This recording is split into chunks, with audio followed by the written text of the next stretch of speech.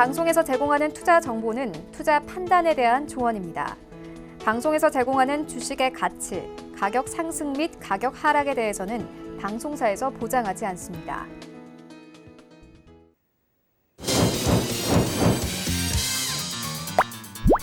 네, 오늘의 주요 헤드라인 소식입니다. 대규모 원금 손실 우려가 발생한 주요 해외 금리 연계형 파생결합 상품이 금융사를 통해 8천억 원 이상 판매된 것으로 드러나면서 금융당국이 이달 안에 은행과 증권사 등을 대상으로 합동 검사에 착수한다고 밝혔습니다.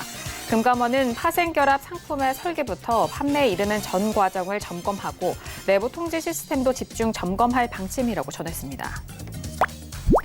한국거래소에 따르면 12월 결산 코스피 상장사 574개사의 연결재무제표를 분석한 결과 이를 기업의 상반기 영업이익은 55조 581억 원으로 지난해 상반기보다 37% 줄었습니다. 순이익은 43% 감소한 가운데 미중 무역 분쟁 장기화와 일본 수출 규제로 인한 한일 갈등이 겹치면서 하반기에도 실적 회복은 더딜 것이란 전망이 나오고 있습니다.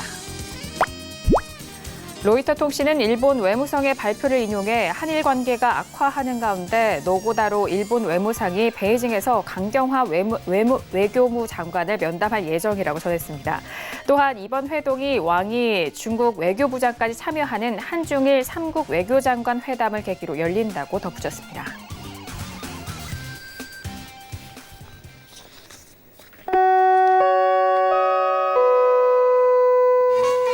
네, 안녕하세요. 평택초놈 정석투자 김은혜입니다. 한 주간의 시작인 월요일장이었습니다.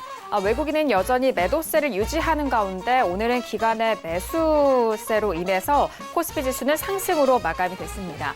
외국인은 오늘까지 13거래일 연속 매도세를 보이면서 2조억 원이 넘는 매도 물량을 출회한 상황인데요.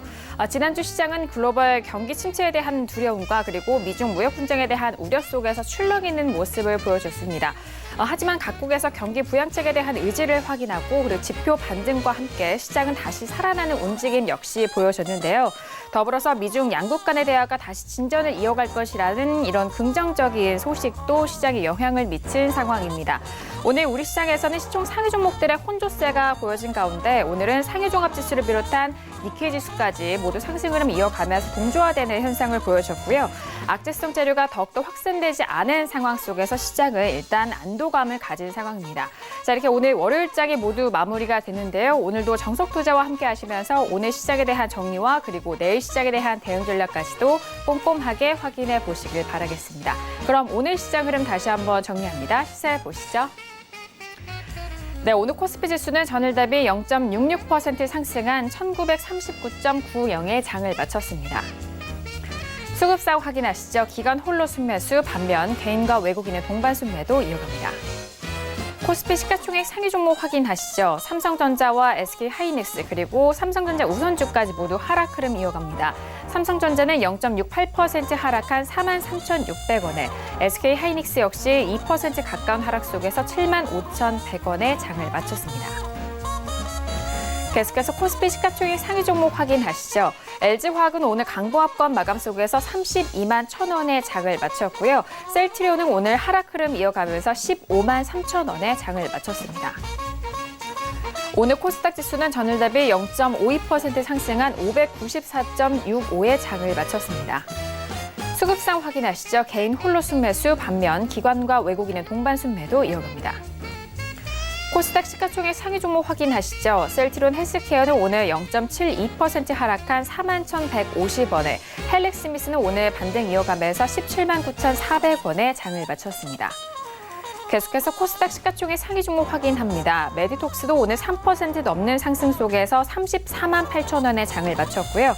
휴젤 역시 1% 넘는 상승으로 34만 9,900원에 오늘장 마무리가 됐습니다.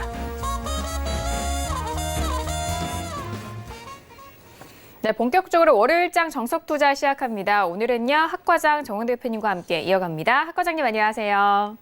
네, 안녕하세요. 네, 반갑습니다. 자, 오늘 양 지수 모두 상승으로 이어갔고요. 아시아 주요 증시도 일제히 상승 흐름을 이어갔습니다. 그렇다면 앞으로에 대한 흐름도 정말 궁금해하실 것 같은데 월요일장인 오늘 어떻게 시장 보셨을까요? 네, 지금은 단기 시황이 가장 중요하고 어려운 구간입니다. 그래서 단기 시장 다시 한번 짚어드리겠고요. 오늘은 그 시장에 영향을 줄 만한 요소 두 가지, 한일 갈등 문제 그리고 홍콩 사태 문제까지 제가 전망을 해드리겠습니다.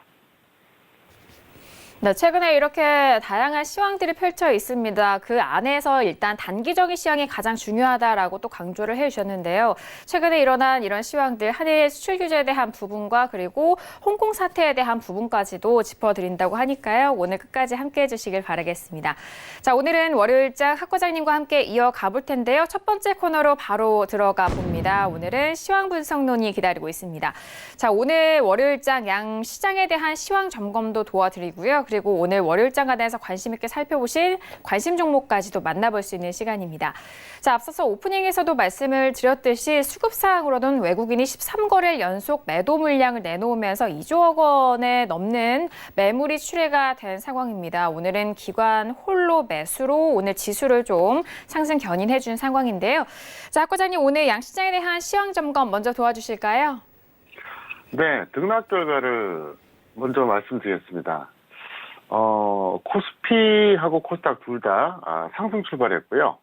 코스피는 역시 상승 마감했는데 양봉으로 끝났습니다. 반면에 코스닥은 상승 마감했지만 음봉으로 마감했습니다.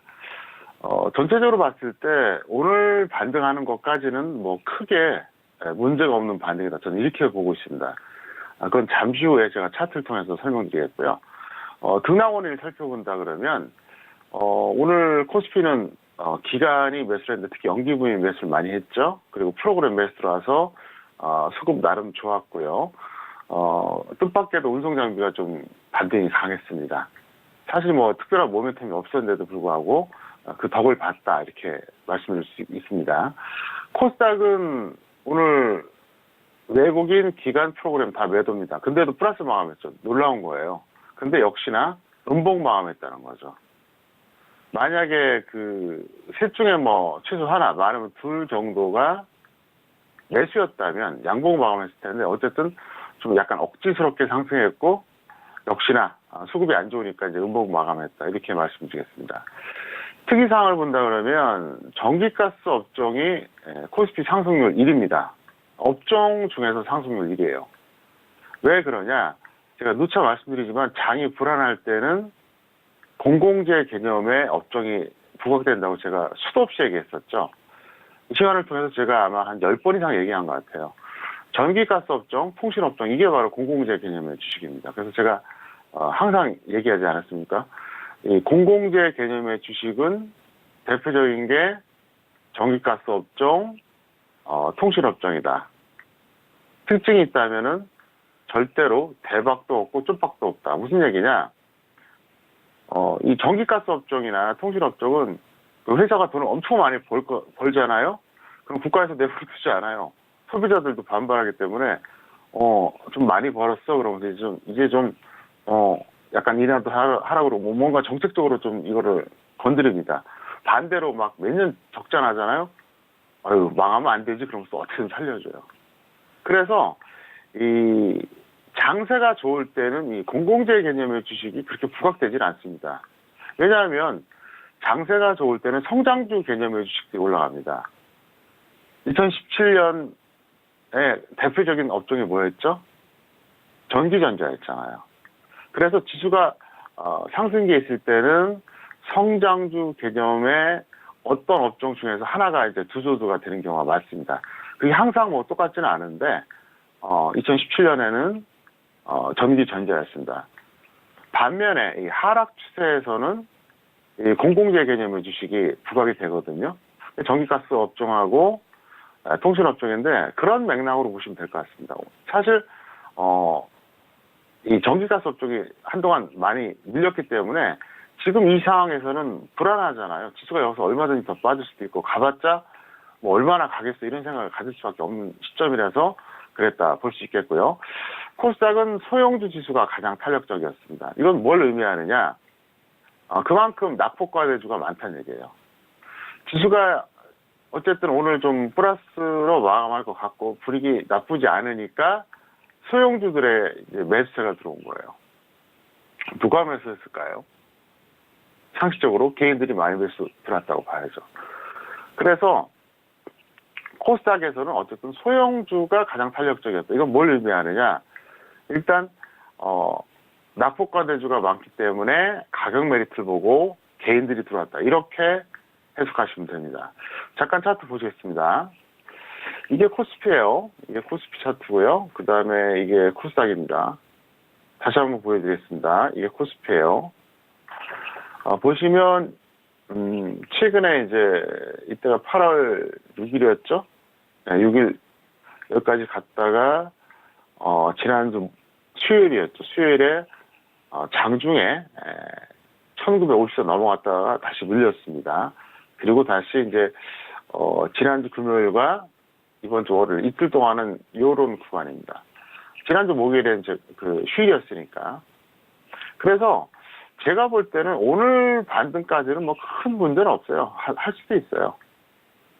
내일이 진짜다 이렇게 좀 보고 있고요.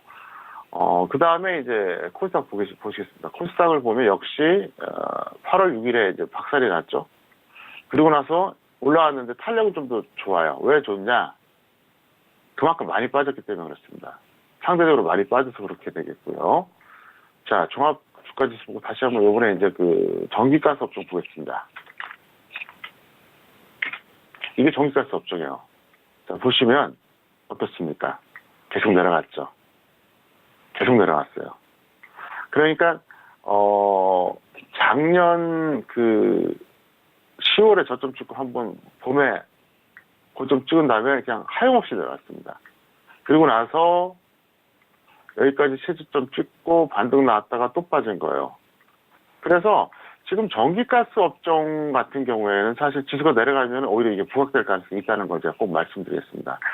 그리고 아마 기억하실 겁니다. 작년 10월 13일 그 선릉역 쪽에서 강연회 제가 했을 때 그때 제가 바로 한국전력을 추천했었잖아요.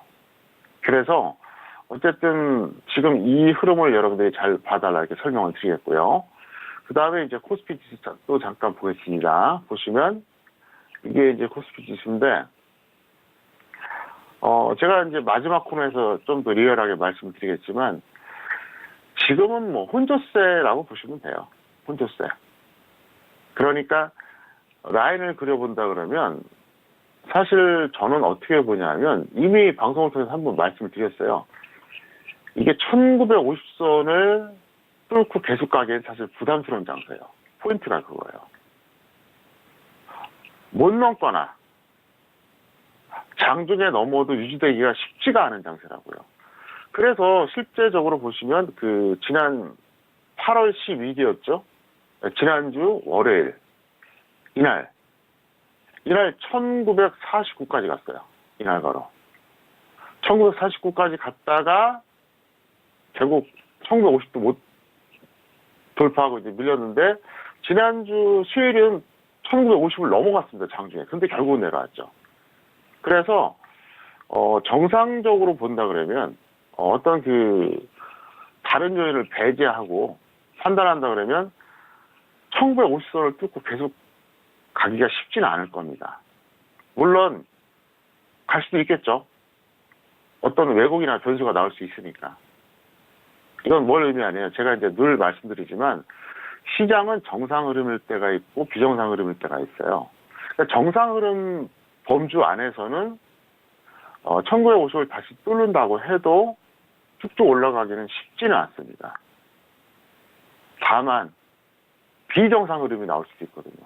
그걸 저도 모르는 거예요. 비정상은 뭐라 그랬죠? 왜곡 또는 변수라 그랬죠. 왜곡은 조작하는 거. 조작은 뭐 상방 하방 다 됩니다. 변수는 호재 악재가 터지는 거예요. 이거는 제가 분석할 수가 없어요. 항상 말씀드리지만 비정상은 분석의 영역이 아닙니다. 그래서 저는 일단은 정상적인 그 어떤 범주 안에서만 먼저 말씀드리겠고 마지막 코너에서는 제가 조금 더 리얼하게 이제 전략 짜드리겠고요. 그 다음에 이제 오늘 준비했던 거 두 가지, 한일 갈등 관련된 거, 그리고 이제 홍콩 사태, 요걸 이제 말씀드렸는데요. 간단합니다. 지금 주식시장 내적인 요새야 뭐 이미 나름대로 브리핑 해드렸는데 지금 주식시장 외적인 요소 중에서 가장 포인트가 뭐냐? 바로 이 두 가지입니다. 더 이상 미중 무역 전쟁은 이슈가 될 수가 없습니다. 미국의 금리 문제도 그렇습니다. 왜냐하면 미중 무역 전쟁은 이제 여러 가지로 봤을 때 장기화 가능성이 있다는 거 누구나 알고 있잖아요. 그래서 뭐 더 이상 뭐 일희일비할 것 같지가 않고요. 금리 문제도 올해 안 하거나 뭐 극단적으로 해봤자 뭐 0.25%포인트인데 뭐 이미 알고 있는 거기 때문에 재료가 될 수가 없습니다. 근데 이 두 가지는 앞으로 단기적으로나 중기적으로나 시장에 영향을 끼칠 수밖에 없어요. 그래서 제가 이제 준비를 했는데, 한일 갈등과 관련돼서는 역시 가장 포인트가 뭐냐? 8월 24일까지, 이번 주 토요일까지죠. 그러니까 아마도 이번 주 금요일까지 뭔가 결정이 될 것 같습니다. 한일 군사 정보 보호 협정, 지소미아죠. 이 지속 여부. 그러니까 제가 얘기했었죠. 이 방송 통해서. 일본은 내심 한국하고 이거 계속 하고 싶어 하지 않아요. 그런데 미국이 와서 옆구리를 콕 찔렀어요. 그러면 되겠어? 그러니까 일본의 그 관료가 발표했잖아요. 우리는 군사 정보와 관련된 거는 협력을 지속한다. 사실 좀 앞뒤가 안 만난 거죠. 화이트리스트 배제하면서 이건 하겠다는 게. 근데 사실은 제가 볼 때는 일본도 우리나라랑 하는 거 원하지 않아요. 근데 어쨌든 미국이 그러니까 일단은 말을 어느 정도 들어줘야 될 거 아닙니까? 이 상태에서 우리나라가 이걸 과연 우리나라도 맞받아 쳐갖고 하지 말자 이렇게 되는 것과 그냥 이거는 계속하자 완전히 달라져요. 완전히. 일본이 화이트리스트에서 한국을 배제했잖아요. 그 이유가 뭐냐면 어쨌든 신뢰할 수 없다. 그것 때문에 그런 건데. 그래서 우리나라도 맞대응을 하지 않았습니까? 우리나라도 똑같이. 그래서 그거는 화이트리스트 문제는 일본이 그랬으니까 우리나라가 그래도 뭐 논리적으로는 뭐 명분은 되죠. 말이 돼요. 근데 사실 저는 그거는 좀 아쉽습니다. 일본이 그렇게 하더라도 우리나라는 일본에 대해서 화이트리스트 배제를 안 하는 게 저는 더 현명했다고 생각합니다. 왜 그러냐면 제3자가 봤을 때 서로 배제하면은 제3자 입장에서는 둘이 똑같이 싸우는 거나 이렇게 생각하잖아요. 그래서 저는 그게 좀 안타깝습니다. 그리고 우리나라가 화이트리스트, 그러니까 일본에 대한 화이트리스트를 우리나라도 이제 덩달아 배제를 했는데 그럼 일본도 공격할 명분이 생기잖아요. 우리나라가 배제를 안 해버리면 속된 말로 뻘쭘하지 않습니까? 자기들은 우리를 배제했는데 우리는 배제 안 하면 무슨 말인지 이해가 되시죠? 네, 그 전략이 좀 아쉽다는 거고요. 근데 여기서 이거를 지속할지 말지 굉장히 중요해요. 물론 최종 결정은 대통령이 하겠죠. 저 개인적인 바람은 어차피 무너진 신뢰 그냥 형식상으로 해도 이게 유지가 됐으면 좋겠어요. 왜 그런지 아세요? 자, 지소미아가 유지된다 한들 지금 한국하고 일본하고 사이가 안 좋고 서로 신뢰를 못 하는데 제대로 정보 교환 할까요? 어차피 안 돼요. 무슨 말씀인지 아시겠습니까? 그러니까 이 한국과 일본이 군사정보 보호협정을 파기하든 지속하든 어차피 제대로 안 됩니다. 어차피. 저는 실리를 추구하자는 거예요. 파기하면 당연히 파기했으니까 서로 정보를 주고받는 게 없겠죠? 파기 안 한다 그래도 솔직히 말해서 서로 좋은 신속한 그리고 정말 아주 그냥 그 믿음을 바탕으로 정보 주고받지는 않습니다. 어차피 속된 말로 쫑난 거예요. 두 나라는 어쨌든 단기적으로는. 그럴 바에는 차라리 그냥 유지하는 게 낫다는 얘기예요. 물론 뭐 정파마다 다 생각이 좀 다르긴 하죠. 그래서 뭐 어느 쪽은 뭐 이렇게 하고 저렇게 하는데 뭐 논리가 뭐 맞긴 해요. 우리나라를 믿을 수 없다 그래서 화이트리스트를 배제했는데 지소미아는 지속한다는 게 말이 되느냐 이렇게 이제 말하는 정당도 있는데 뭐 그것도 뭐 전 틀린 얘기는 아니라고 봅니다. 어쨌든 국익 차원에서 실리를 추구해야죠. 어차피 신뢰 안 하고 서로 사이가 벌어진 상태에서 여기서 우리나라가 이거를 안 하겠다 해버리면 그 다음부터는 일본이 우리나라를 공격할 명분이 커진다는 얘기예요. 제가 갑자기 또 정치평론가로 좀 바뀐 것 같은데 제 말이 맞잖아요. 화이트리스트는 주고받은 거예요. 근데 이거는 일본은 하겠다 그랬거든요. 근데 우리나라가 못하겠다 그러면은 일본이 쪼르르 쫓아가서 미국한테 뭐라 그랬습니까? 봐라, 우리 한다 그랬어. 근데 한국이 저러잖아. 우린 잘못 없어? 이렇게 나온다는 거죠. 그리고 트럼프 입장에서는 솔직히 말해서 이 사람은 한국에 대해서 별로 관심이 없어요. 전혀 없어요. 제가 볼 때는요. 오직 자신의 내년 대선밖에는 생각 안 합니다.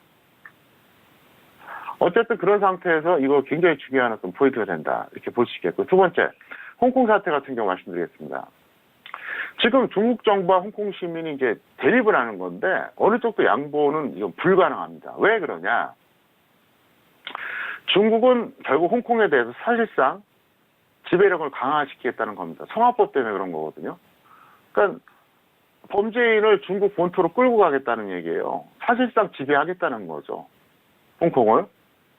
거기에 반해서 홍콩 시민들은 우리는 자유민주주의에 살고 싶다 이거예요.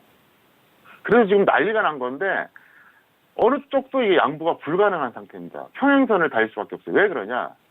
자, 이유를 말씀드릴게요. 중국 같은 경우에는 여기서 물러날 수가 없어요.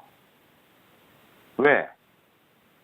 중국이 14억 2천만 명입니다. 홍콩이 700만 명이에요. 인구 비례가 몇 %인지 아세요? 200배, 200배.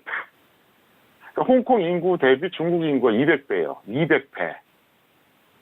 그러니까 200분의 1밖에 안 되는 홍콩 시민들이 저항한다고 해서 이거를 중국 정부가 양보하면 이게 나쁜 선례가 되거든요. 중국은 잘 아시겠지만 한족이 절대 다수긴 하지만 민족만 50개가 넘어요.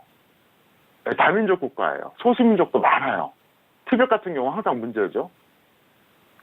이게 나쁜 선례가 돼버려요. 그럼 또다시 물론 뭐 중국 본토하고 홍콩하고 좀 다르다고는 하지만 어쨌든 이거는 중국 정부 입장에서는 자기네들이 지배력을 강화시키고 싶은데 못해서 안 되는 것도 있고 또 하나는 뭐냐. 나쁜 선례가 남아요. 여기서 물러서기 어려워요. 자, 그럼 홍콩 시민은 어떠냐. 이거를 만약에 허용하게 되면 자기네들은 사실상 더 이상 자유민주주의가 유지되지 않는다고 생각을 해요. 그래서 홍콩 인구가 700만 명 조금 넘거든요. 근데 이번에 그 주말에 일요일이었죠, 어제. 무려 170만 명 이상 참여했다고 합니다. 그러면 몇 %인지 아십니까? 인구의 25%예요. 엄청난 거죠. 한국으로 말하면 약 25%니까 1250만 명이 시위를 한 거예요. 상상해 가세요. 우리나라에 그대로 그 퍼센트를 적용하면 1250만 명. 엄청난 거예요.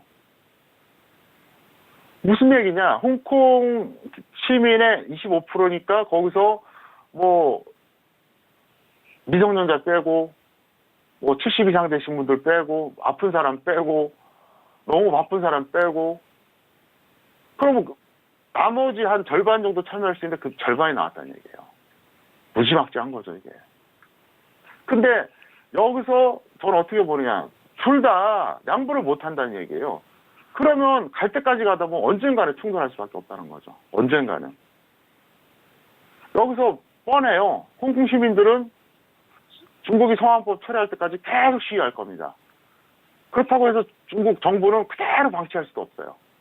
그러다가 뭐 시위대가 과격하게 행동을 하든 아니면 뭐 중국 군인들이 들어와서 과잉 진압을 하든 그렇게 되면 걷잡을 수 없죠. 오죽하면 트럼프가 어제 그랬잖아요. 중국한테 제2의 천안문 사태가 되면 안 된다. 그렇게까지 얘기했잖아요. 그러니까 중국은 뭐라 했습니까? 중국 내부의 문제다. 내정 간섭하지 말라. 이렇게 나오고 있지 않습니까? 그래서 제가 볼 때는 어쨌든 한일 갈등 문제의 포인트는 이번 주 결정된다. 정부가 어떻게 결정할지 한번 지켜보시기 바라겠습니다. 그리고 뭐 제 말이 꼭 정답은 아닐 수가 있습니다. 다만 저라면 그렇게 하겠다는 얘기예요.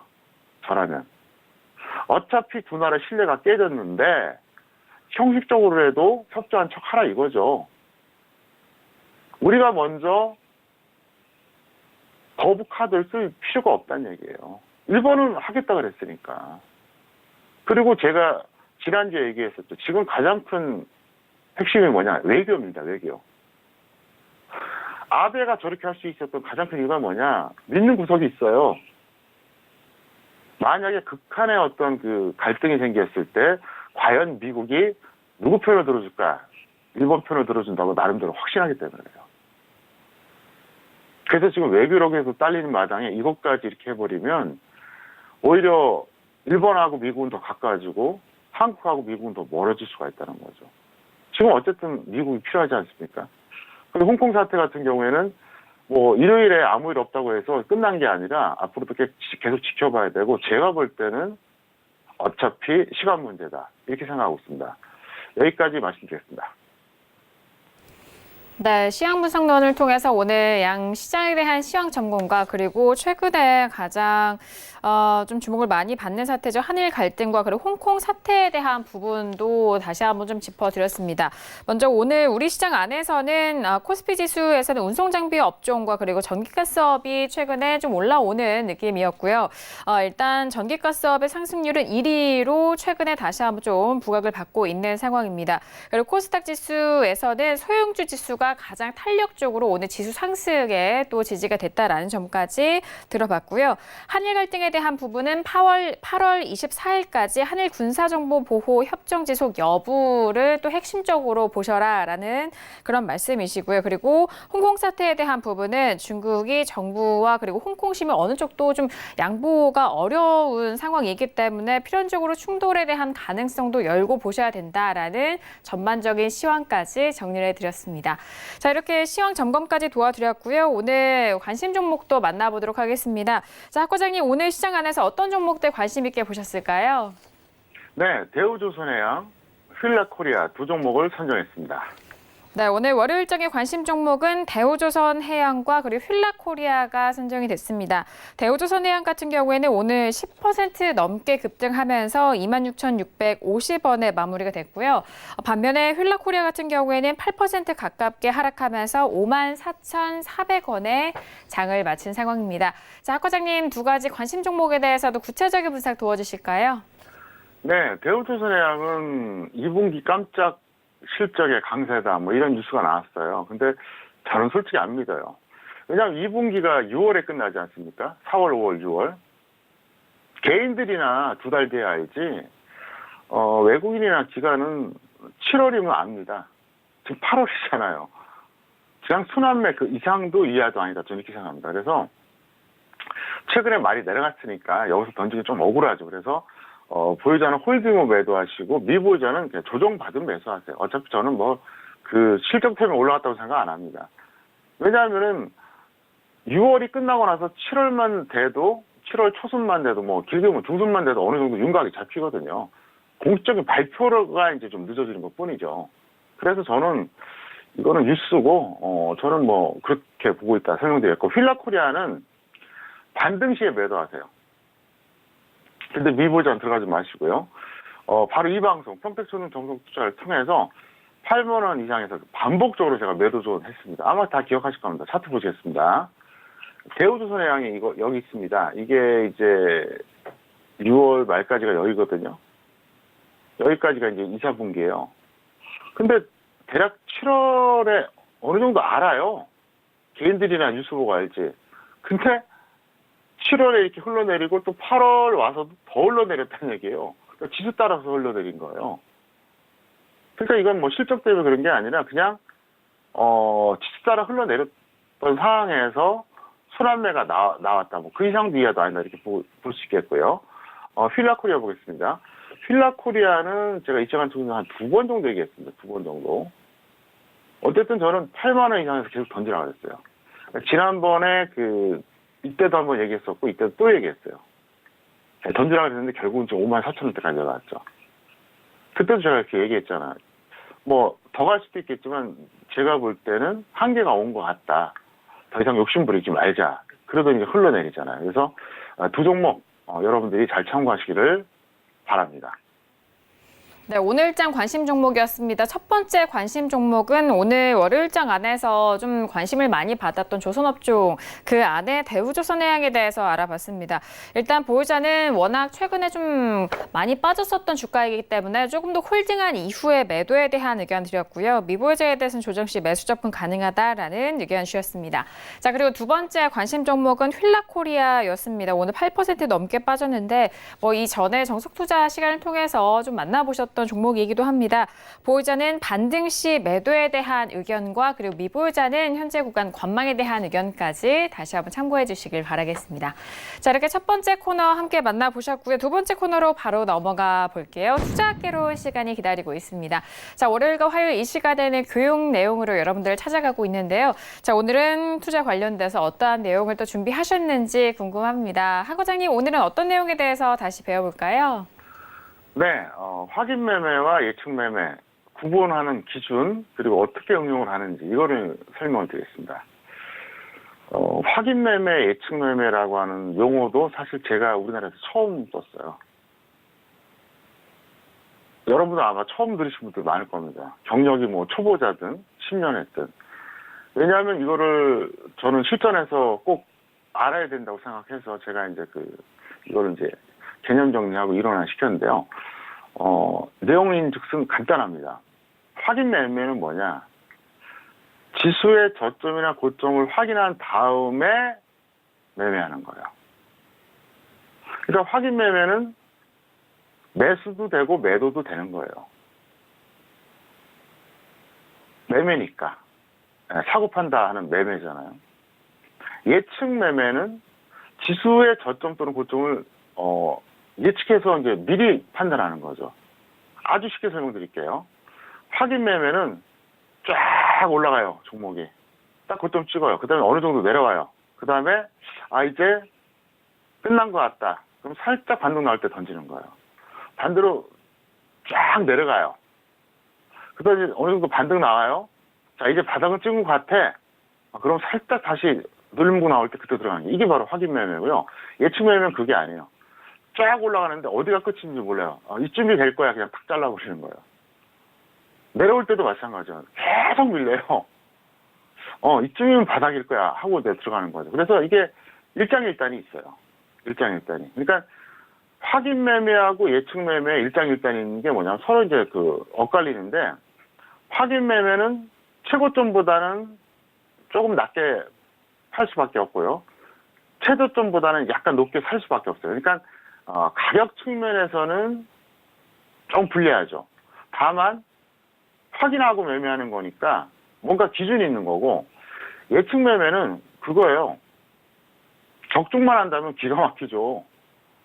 쭉 올라가는데 여기 하고 이제 매도하고 또 쭉 내려가는데 여기 하면서 또 매수하니까 적중만 하면 가격 메리트는 최고죠. 다만 기준이 없다는 거예요. 그게 바로 이제 확인 매매와 예측 매매 이거고요. 저는 실전에서는 예측 매매 사인을 많이 냅니다. 왜 그러냐면 아무래도 이제 그걸 해줘야지 이제 전문가니까 그렇게 하고요. 지수에 대한 추세를 먼저 확인한 후에 확인 매도, 예측 매매 시도한다. 자, 이게 무슨 얘기냐? 일반적으로 보면 지수가 상승 추세일 때가 있고 하락 추세일 때 있어요. 그러면 지수가 상승 추세일 때는 대부분의 종목이 예측 매매를 해도 돼요. 왜?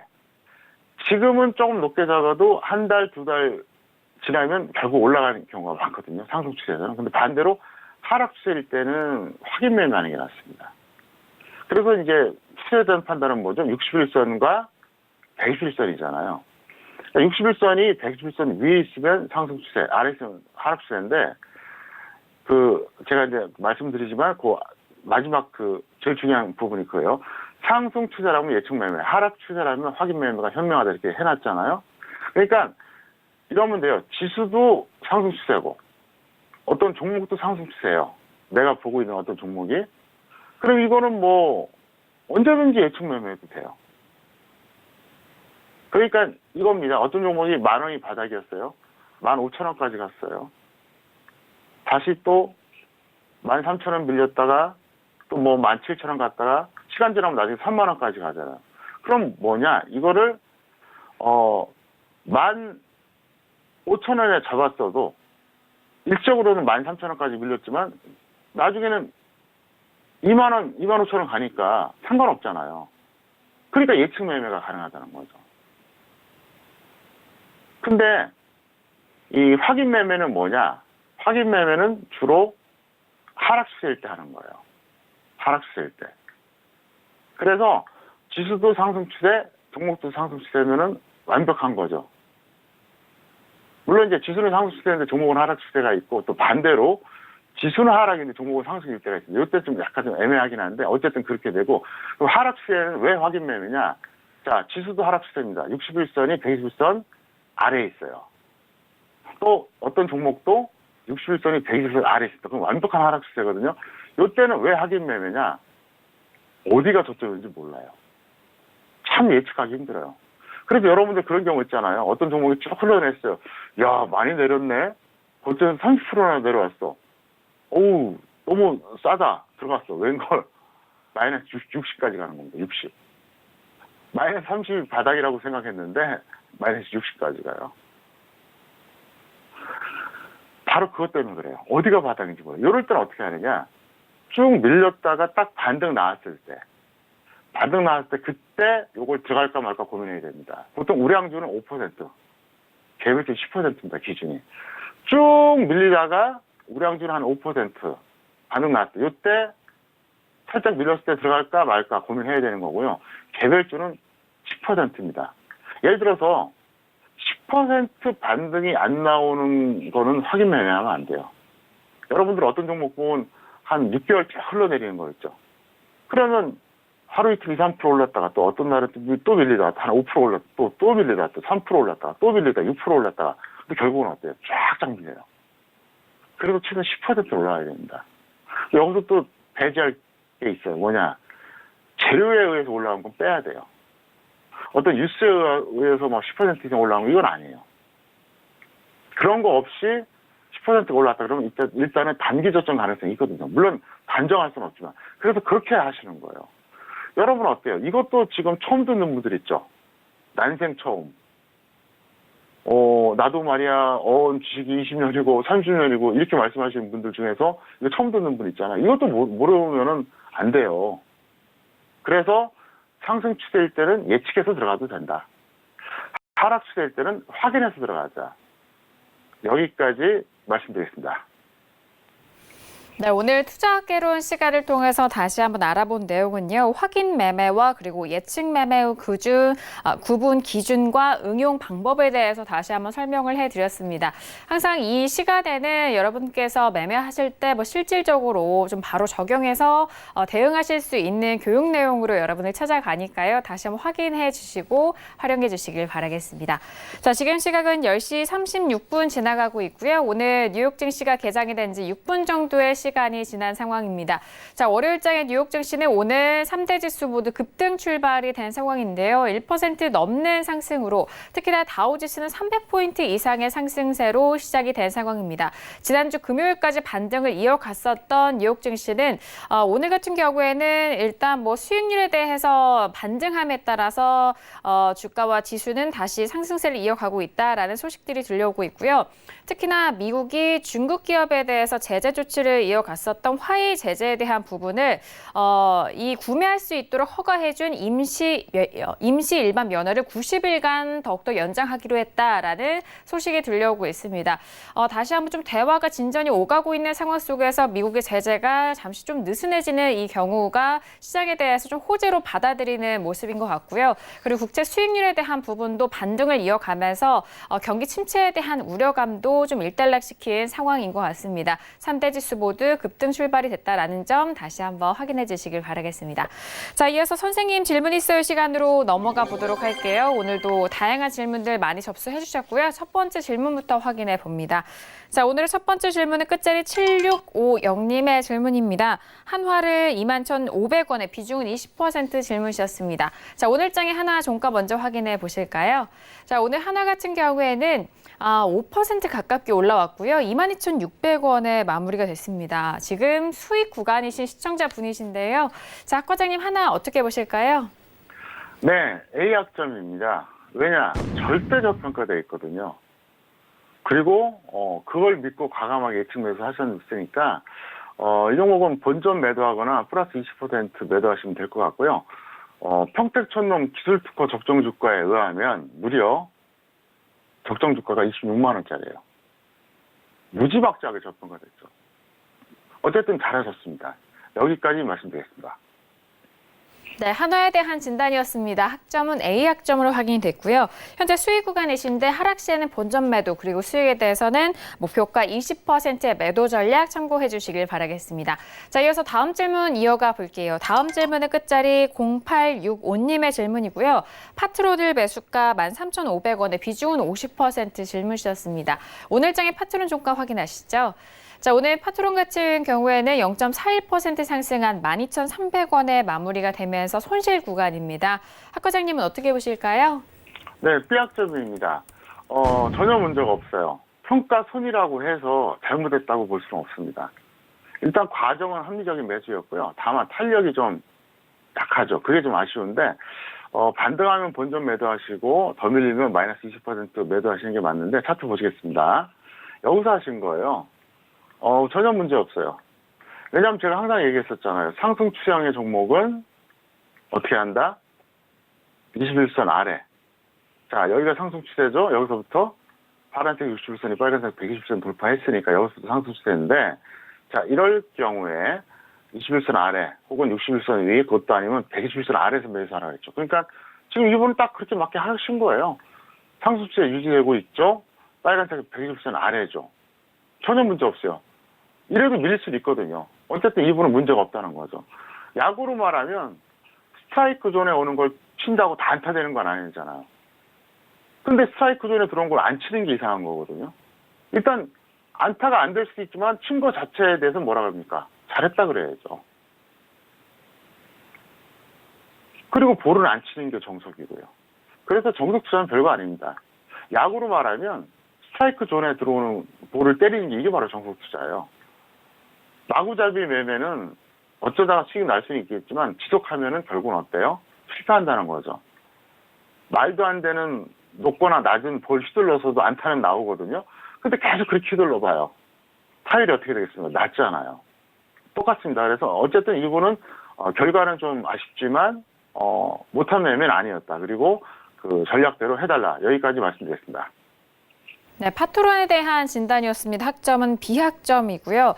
반등 시 본전 매도 그리고 손절에 대해서는 마이너스 20%에 대한 전략, 이 전략대로 잘 이끌어 가셔라라는 진단까지 들어봤습니다. 자, 이어서 다음 질문도 이어가 볼게요. 끝자리 4587님의 질문이고요. BGF를 7,500원에 비중은 30% 질문 주셨습니다. 오늘장 BGF 종가 먼저 확인해 보실까요? 자, 오늘 BGF 같은 경우에는 3.46% 상승한 5,980원 마무리가 됐습니다. 손실이 크신 상황인데요. 학 과장님은 어떻게 보실까요? 네, 저도 이 종목 참 안타깝습니다. 시약점 드리겠고요. 종목은 무난한데 매수세가 너무 취약해요. 길게 보면 갈 것 같은데 어쨌든 지금은 약하다. 그래서 일시적으로 추가한 다음에 본전 매도 또는 마이너스 20% 손질하시기를 바랍니다. 네, BGF에 대한 진단이었습니다. 학점은 C학점이고요. 현재 가격대에서 일시적으로 추가 매수한 이후에 본전 매도 또는 손절에 대해서는 마이너스 20% 매도 전략까지 참고해 주시길 바라겠습니다. 자, 오늘도 선생님 질문 있어요 시간을 통해서 다양한 질문들에 대한 상담 도와드렸습니다. 말씀드린 내용에 대해서는 투자 판단에 대한 조언이고요. 해당 상품의 가치와 수익률을 보장하지 않는다는 점 다시 한번 이해해 주시길 바라겠습니다. 자, 앞서서 월요일장 개장된 뉴욕 증시는 3대 지수 모두 급등 출발이 된 상황입니다. 그렇다면 내일 화요일장엔 우리 시장은 어떻게 이어갈지 궁금한데요. 학 과장님과 함께 이야기 나눠봅니다. 자, 학 과장님, 내일 화요일장에 대한 전망 어떻게 보실까요? 일단 기준을 말씀드릴게요. 그리고 좀 설명을 하겠는데 이 시간 현재 야간 선물은 미국 상승에 비해서 좀 탄력이 떨어지죠. 미국은 지금 나스닥 1% 이상이고 둘 다 1% 이상이죠. 특히 이제 다우존스는 300포인트 이상 올라갔는데도 우리나라 야간 선물은 좀 크질 않아요. 0.5 정도 올라갔으니까 생각보다 안 올라가죠. 왜 그러냐? 이게 결국 후유증이에요. 선반영된 거죠. 그러니까 지난주 금요일에 낙폭을 많이 축소하고 많이 밀렸었잖아요, 지난주 금요일에. 그리고 오늘도 나름대로 플러스 나왔어요. 그러다 보니까 생각보다 이제 많이 안 올라가는 거예요. 그래서 제가 이제 이 방송 끝나기 전에 타이밍이 온다 싶으면 말씀드리는데 아직은 좀 관망하시고요. 자, 그럼 기준이 뭐냐? 단기 시황 혼조세 기준입니다. 이게 무슨 얘기냐? 저항선과 지지선에 대한 기준입니다. 그거는 각각 1950과 1910선, 요걸 참고하자, 이겁니다. 차트 잠깐 보시겠습니다. 보시면 이제 이게 코스피 지수예요. 코스피 지수인데, 1950선, 이쯤이죠. 여기입니다. 1910선, 한 이쯤 될 겁니다, 아마. 네, 이쯤 됩니다. 이거예요. 이게 일종의 저항선, 이게 일종의 지지선입니다. 저항선과 지지선의 개념을 아시죠? 저항선은 특정한 지지대 근처가 오면 거기서 이제 되돌림 현상이 나오는 거예요. 다시 밀리는 거예요. 지지선은 뭐죠? 특정한 지지까지 이렇게 좀 밀렸다가 또 거기서는 또 안 깨지고 또 버티는 거예요. 이게 이제 지지선인데 결국 정상적인 분포에서는 이거예요. 정상적인 분포에서는. 그래서 정상적인 분포에서는 1950 근처로 가거나 넘어갔을 때가 매도 타이밍이고 1910 근처로 가거나 이탈했을 때가 매수 타이밍이에요, 원래. 정상적일 때는. 근데 여기서 이제 비정상이 나올 수도 있으니까요. 제가 항상 말씀드리지만 비정상은 저도 장담을 못 한다고 했잖아요. 왜냐하면은 왜곡이라고 하는 것은 조작이라고 제가 표현했는데 인위적으로 상승이나 하락을 만들어내는 거거든요. 자기적으로. 그러니까 변수는 이제 호지악재 뻥 터지는 건데. 그래서 실제로도 보면 이제 여기서 계속 그랬거든요. 잘 보시면요. 여기서 1910선 깨졌다가 지지됐다 하면서 반등 나오고 또 여기서 거의 한 3번에 걸쳐서죠. 여기서 한 번, 여기서 한 번, 여기서 한 번. 역시 또 1950선에서 딱 부딪혀 버렸잖아요. 그래도 현재 이걸 차트로만 본다 그러면 1950과 1910이에요. 근데 평생 이렇게 혼조세만 나오진 않겠죠. 박스권만 나오진 않겠죠. 여기서 뭐 경우에 따라서는 뜻밖에도 뻥 뚫어주고 계속 더 할 수도 있고요. 반등이 더 나올 수도 있고 또 반대로 밑에서 깨져갖고 박살날 수가 있죠. 그래서 일단 여러분들은 이렇게 보시면 돼요. 어떻게 보시느냐. 당일 매매를 한다. 예를 들어서 여러분들이. 뭐 지금 이거는 어떻게 보면 파생에 관련된 겁니다. 현물에 관련된 거는 뭐 종목 그냥 적당히 들어가시면 되는데 당일 매매한다 그러면은 요 지수를 참고하시고 최저 매매를 하겠다. 그러면 요거보다 약간 더 높거나 낮게 하는 게 낫겠죠. 저도 뭐 100% 여기서 단기적으로 더 오른다 내린다 이렇게 이제 볼 수는 없는데, 그러니까 제가 말을 실수했네요. 추세 매매가 아니라 단기 매매죠. 그러니까 당일 매매가 뭐냐면 오늘 진입했다가 오늘 청산하는. 네, 오늘 매수나 매도 진입했다가 오늘 청산하는 당일 매매, 하루에 끝내는 거. 이거는 1950과 1910선 요 기준으로 보시면 돼요. 각각의 근처로 가면은 그렇게 대응하면 된다는 거예요. 그러면 단기 매매, 그래도 최소한 2, 3일, 길게는 한 일주일 정도 보고 하는 이런 매매는 저항선 뚫었을 때, 지지선 깼을 때, 그때 하면 더 확률이 높겠죠. 왜냐하면은 예를 들어서 1950보다는 1955, 1910보다는 1905가 먹으면 더 크잖아요. 예, 손해보면 더 작고. 그래서 잘 활용하시길 바라겠고요. 단 여기서 제가 이제 말씀드리지만 비정상 흐름이 내일 나올지 말지 그건 저도 몰라요. 핑계가 아니라 비정상은 분석이 안 돼요. 할 수가 없어요, 그거는요. 저처럼 이렇게 과감한 사람이 무지막지하게 예측한 저도 그거는 못해요. 그래서 그거는 배제한 상태로 제가 말씀드린 거니까 내일 잘 활용하시기를 바랍니다. 네, 단기 시황 혼조세에 대한 기준을 말씀해 주셨습니다. 저항선은 1950선과 지지선은 1910선에 대한 당일 매매 참고에 대한 기준 말씀해 주셨고, 일단 단기 매매에 대한 부분은 저항선을 이탈했을 때, 뚫었을 때, 그리고 지지선에 대해서도 이탈이 됐을 때 그 가격적인 측면까지 잘 참고해 주시길 바라겠습니다. 자, 오늘 학 과장님과 함께 했는데요. 함께 해주신 학 과장님과는 여기서 인사 나누도록 하겠습니다. 오늘 말씀 감사합니다. 네, 감사합니다. 네, 오늘 저희가 준비한 소식과 내용은 여기까지입니다. 저희 방송은 서울경제TV 홈페이지를 통해서 다시 확인할 수가 있으니까요. 많이 활용해 주시길 바라겠습니다. 그럼 저희는 내일 이 시간에 다시 돌아오도록 하죠. 함께해 주신 여러분 오늘도 고맙습니다.